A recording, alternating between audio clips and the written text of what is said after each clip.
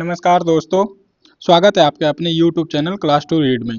दोस्तों, आज के इस वीडियो में दिसंबर महीने का करंट अफेयर्स रहने वाला है, जो कि बिहार से संबंधित करंट अफेयर्स रहने वाला है, जिसमें दिसंबर महीने के पूरे बिहार के एक महीने का करंट अफेयर्स विस्तार से पढ़ने जा रहे हैं। तो चलिए शुरू करते हैं दिसंबर महीने का बिहार करंट अफेयर्स से, जिसमें सबसे पहला जो करंट अफेयर्स है वह है मुख्यमंत्री महिला रोजगार योजना। अभी देखेंगे कि वर्तमान समय में मुख्यमंत्री महिला रोजगार योजना बहुत ही चर्चा में है। तो आइए देखते हैं कि यह क्या है और यह योजना से कौन से लोगों को फायदा मिलने वाला है। तो सबसे पहले देखते हैं कि लगभग 1.5 करोड़ से अधिक महिलाओं के खाते में सीधे बैंक खातों में 10,000 रुपये की सहायता राशि प्रत्यक्ष डीबीटी अर्थात डायरेक्ट बेनिफिट ट्रांसफर के माध्यम से सभी के अकाउंट में लगभग 1.5 करोड़ महिलाओं के खाते में 10,000 रुपये सरकार के द्वारा भेजे गए थे।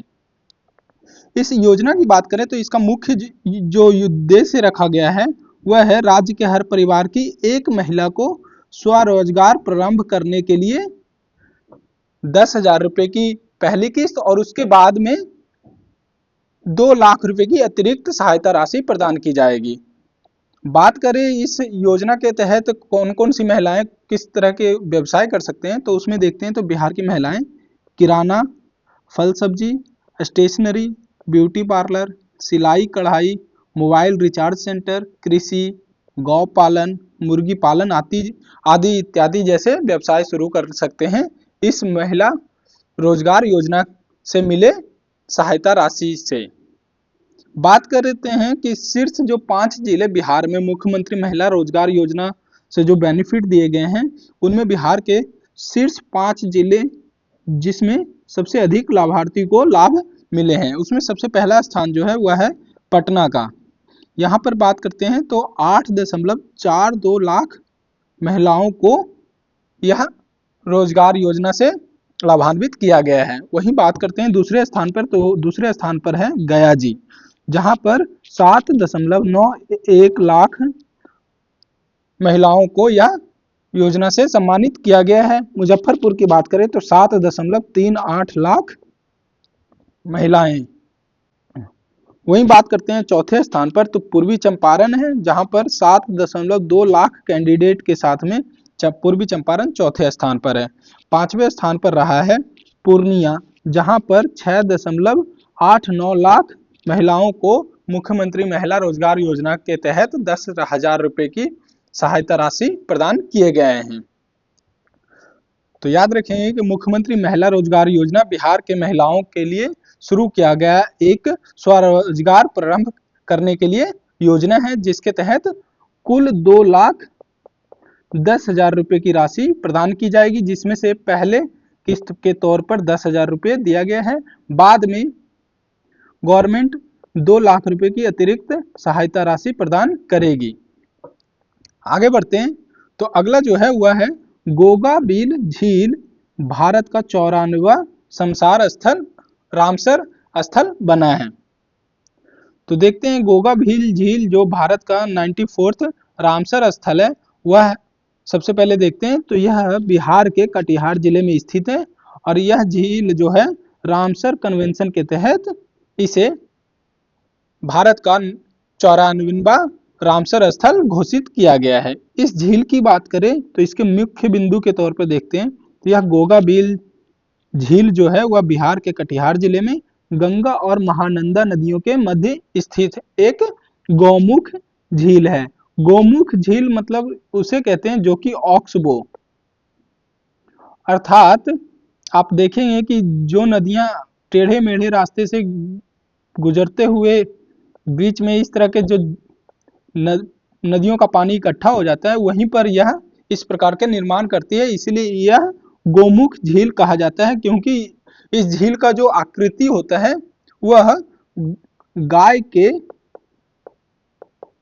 खुर अर्थात पैरों के जो खुर होते हैं उस तरह के इसकी आकृति बनती है, इसलिए इसे गौमुख झील कहा जाता है। तो याद रखेंगे कि गोगाबिल झील एक गौमुख झील है जो कि बिहार के कटिहार जिले में गंगा और महानंदा नदियों के मध्य स्थित है और यह बिहार का पहला सामुदायिक रिजर्व भी है।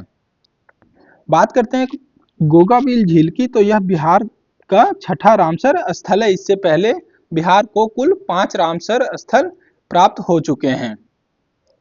अब देखते हैं बिहार के सभी रामसर स्थलों की सूची, कौन कौन से रामसर स्थल बिहार में स्थित है। तो सबसे पहला जो है वह है कंवर झील, जिसे कांवर ताल भी कहा जाता है।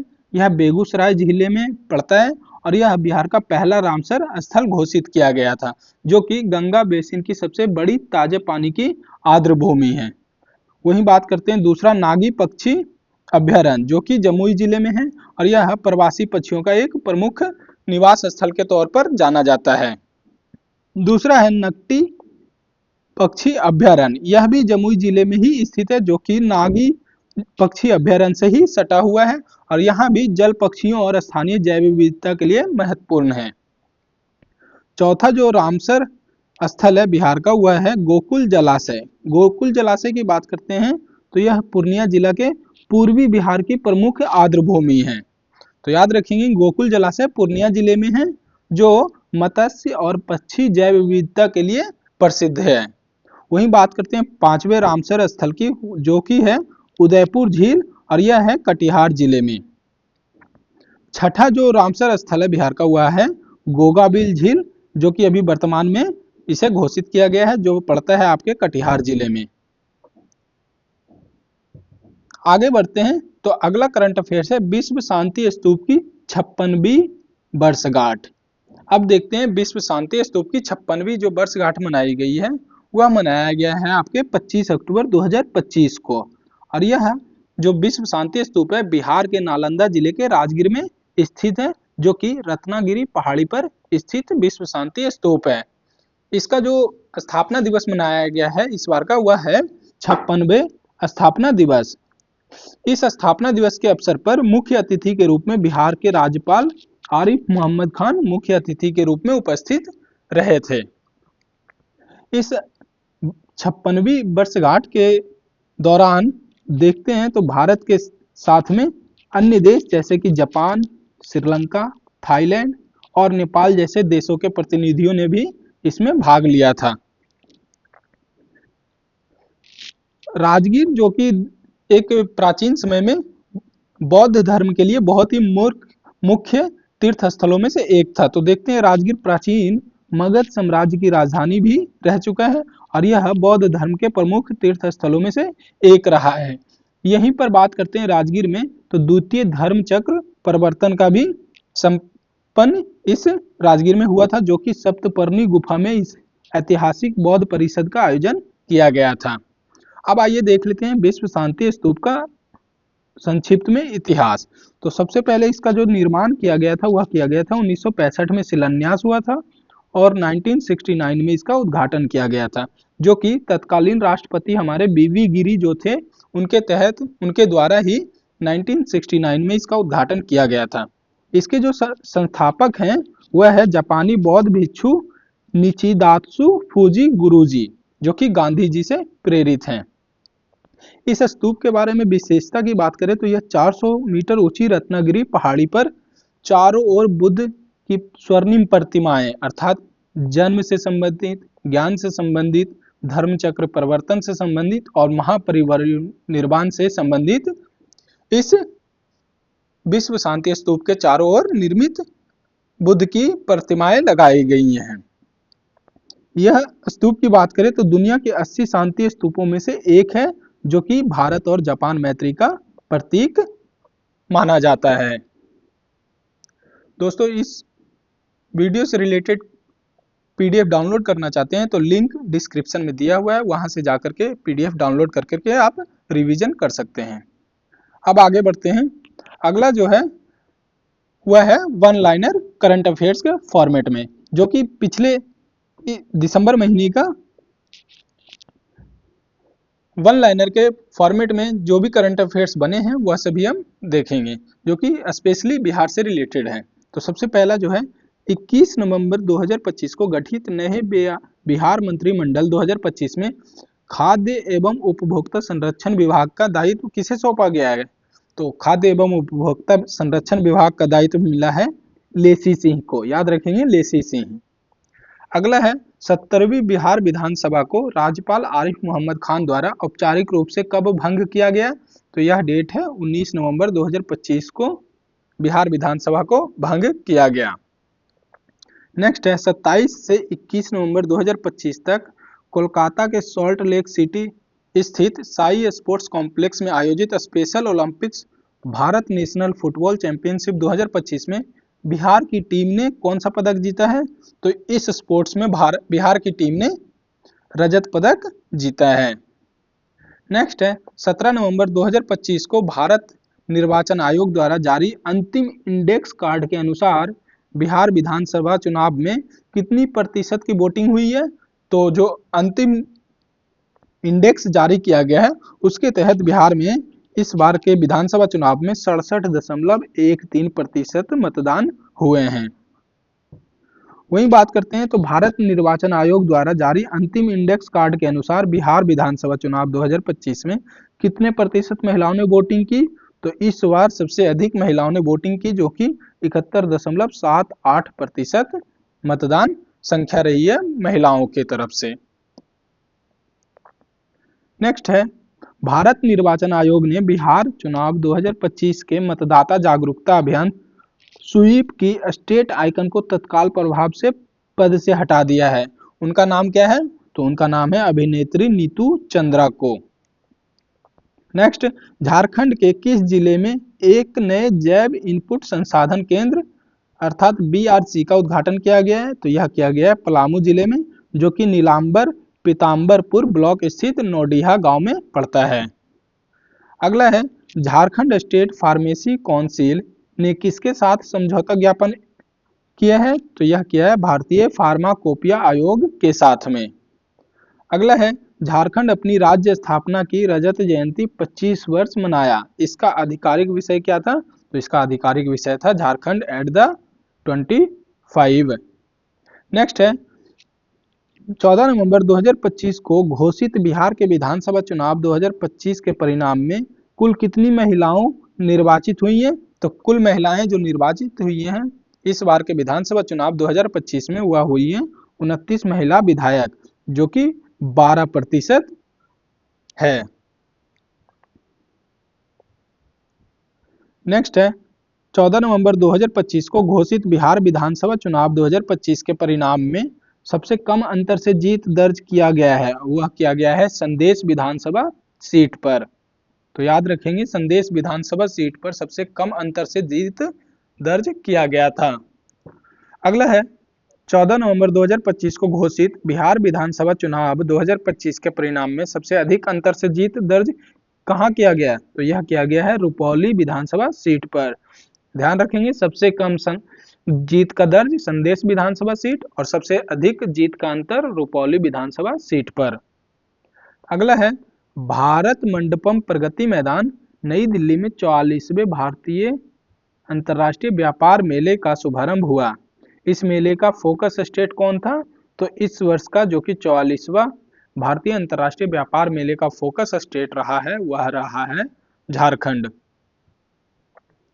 अगला है बिहार विधानसभा चुनाव 2025 के परिणाम में सबसे कम उम्र की विजेता कौन बनी है? तो वह बनी है 2025 के विधानसभा चुनाव में, उनका नाम है मैथिली ठाकुर, जो कि 25 वर्ष की हैं और इन्होंने चुनाव लड़ा था अलीनगर विधानसभा सीट से।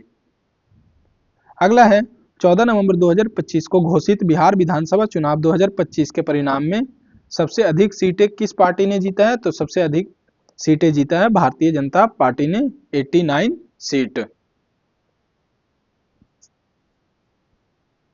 नेक्स्ट है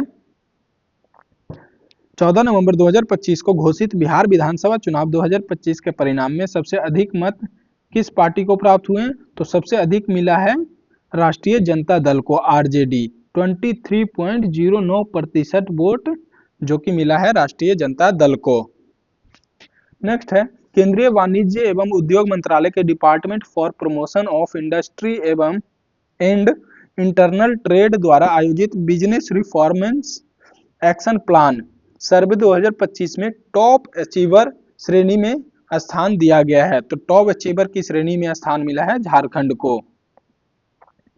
नेक्स्ट है 1 नवंबर से 15 नवंबर 2025 के बीच जनजातीय कार्य मंत्रालय भारत सरकार ने जनजातीय गौरव वर्ष पखवाड़ा नामक 2 साप्ताहिक राष्ट्रीय उत्सव शुरू किया है। इसका जो उद्घाटन किया गया है वह किसके उपलक्ष्य में किया गया है? तो वह किया गया है भगवान बिरसा मुंडा की 150वीं जयंती पर।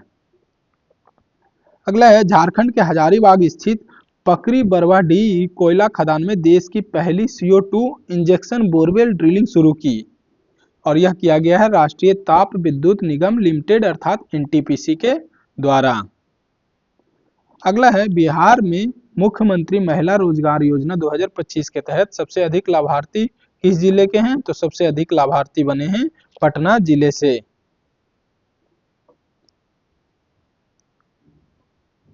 नेक्स्ट है नवंबर 2025 में बिहार विधानसभा 2025 में अंतर्राष्ट्रीय मतदाता आगंतुक कार्यक्रम के तहत कितने देशों के प्रतिनिधियों ने मतदान प्रक्रिया का अवलोकन किया? तो कुल 7 देशों के 16 प्रतिनिधियों ने इसमें अवलोकन किया था, जो कि Indonesia, Colombia, Philippines, France, Belgium, दक्षिण अफ्रीका और थाईलैंड के विजिटर्स ने इसमें पार्टिसिपेट किया था। अगला है नवंबर 2025 में यूनाइटेड किंगडम के हैरो स्थित मार्लबोरो वार्ड से कंजर्वेटिव पार्टी का अधिकृत काउंसलर उम्मीदवार घोषित किया गया है। तो उनका नाम है लक्ष्मी कुमारी, जो कि संबंध है बिहार के गोपालगंज जिले के थावे प्रखंड से संबंधित हैं। तो याद रखेंगे लक्ष्मी कुमारी जो कि बिहार के गोपालगंज जिले के थावे प्रखंड से संबंधित है और यह काउंसलर उम्मीदवार घोषित किए गए हैं कंजर्वेटिव पार्टी से यूनाइटेड किंगडम में। अगला है बिहार के मुख्यमंत्री नीतीश कुमार ने एक नए यूनानी मेडिकल कॉलेज एवं अस्पताल की स्थापना को मंजूरी प्रदान किया है, जो कि निर्माण होगा इसका पटना में। अगला है 31 अक्टूबर 2025 को बिहार के कटिहार जिले में स्थित किस झील को रामसर कन्वेंशन के तहत अंतर्राष्ट्रीय महत्व की आर्द्रभूमि के रूप में नामित किया गया है? तो वह है गोगाबिल झील, जो कि बिहार के कटिहार जिले में और यह एक ऑक्सबो अर्थात गोमुख झील है। अगला है मध्य बिहार में आए चक्रवाती तूफान मोन्था से सर्वाधिक प्रभाव क्षेत्र कौन कौन से क्षेत्र रहे थे? तो वह है बिहार का उत्तर पश्चिम क्षेत्र, उत्तर मध्य और उत्तर पूर्व क्षेत्र। नेक्स्ट है अक्टूबर नवंबर 2025 में बिहार विधानसभा चुनाव 2025 को शांतिपूर्ण, निष्पक्ष, भयमुक्त कराने के लिए अवैध हथियार व नकदी को पकड़ने और असामाजिक तत्वों की गिरफ्तारी हेतु पटना पुलिस की ओर से कौन सा अभियान चलाया गया? तो उस ऑपरेशन का नाम था ऑपरेशन जखीरा, जिसके तहत अवैध हथियार व नकदी को पकड़ने के लिए यह अभियान चलाया गया था पटना के द्वारा, ऑपरेशन जखीरा। आज के दिसंबर महीने के बिहार करंट अफेयर्स से रिलेटेड लास्ट करंट अफेयर्स जो है वह है 25 अक्टूबर 2025 को बिहार के नालंदा जिले के राजगीर में स्थित रत्नागिरी पहाड़ी पर स्थित विश्व शांति स्तूप के 56वें स्थापना दिवस के अवसर पर मुख्य अतिथि के रूप में कौन पधारे थे? तो उनका नाम है बिहार के राज्यपाल आरिफ मोहम्मद खान, जो कि विश्व शांति स्तूप के 56वें स्थापना दिवस के अवसर पर मुख्य अतिथि के रूप में मौजूद थे। तो आज के वीडियो में हमने देखा कि दिसंबर महीने का बिहार से रिलेटेड करंट अफेयर्स। तो आज के वीडियो में इतना ही, धन्यवाद।